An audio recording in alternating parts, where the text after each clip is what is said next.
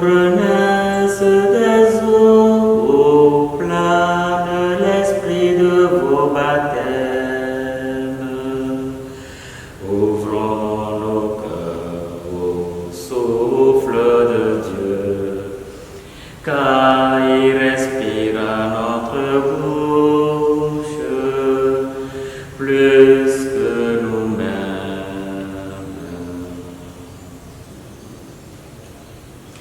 Aujourd'hui, nous sommes au dimanche 10 octobre 2021.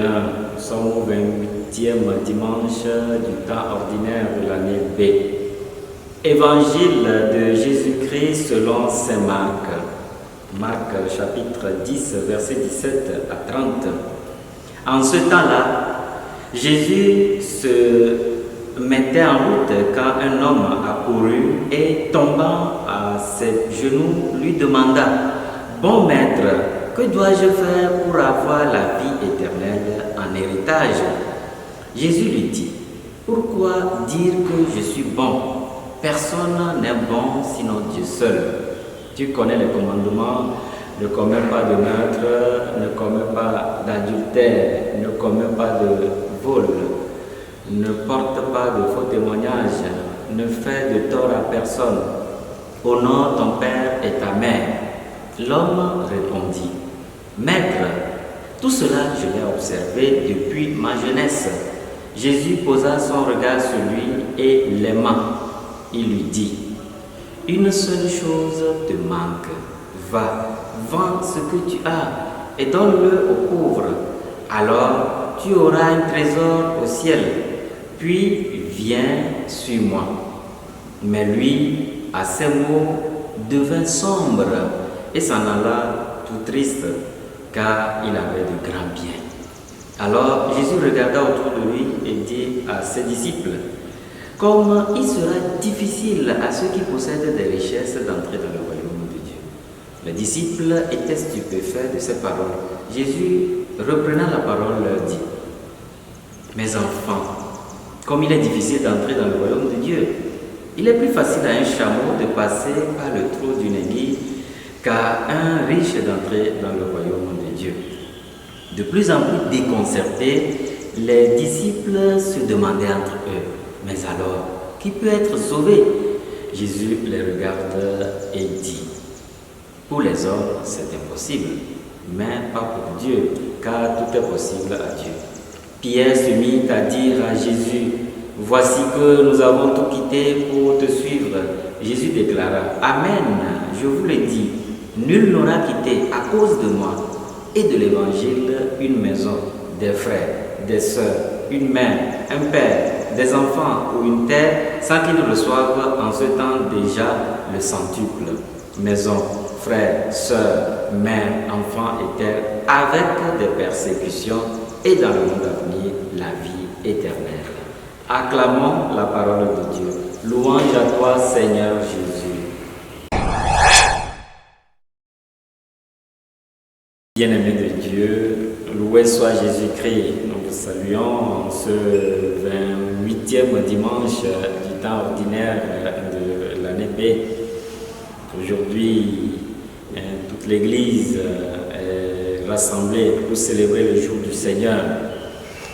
Et l'évangile que nous venons d'entendre nous laisse entrevoir que toute créature en ce monde cherche, si on peut le dire, à avoir part à une vie éternelle, c'est-à-dire à une vie meilleure après la mort. Autrement dit, tout le monde veut aller au paradis. Personne ne veut être mal jugé après la mort, c'est-à-dire connaître le mauvais sort qui est le feu éternel. C'est ce qui pousse certains à arranger la fin de leur vie lorsqu'ils sentent venir la mort. Ils font tout pour réparer le tort qu'ils ont commis. On pourrait même exagérer en disant qu'ils cherchent en ce moment à acheter le royaume des cieux. En effet, dans l'évangile de ce jour, il est effectivement question d'un jeune homme qui voulait avoir en héritage la vie éternelle. Alors il vient demander à Jésus ce qu'il doit faire. Jésus lui rappelle les commandements. Nous remarquons que le jeune homme est à féliciter car il observe bien les commandements. Tout ce que depuis sa jeunesse, depuis son jeune âge, il observe bien les commandements.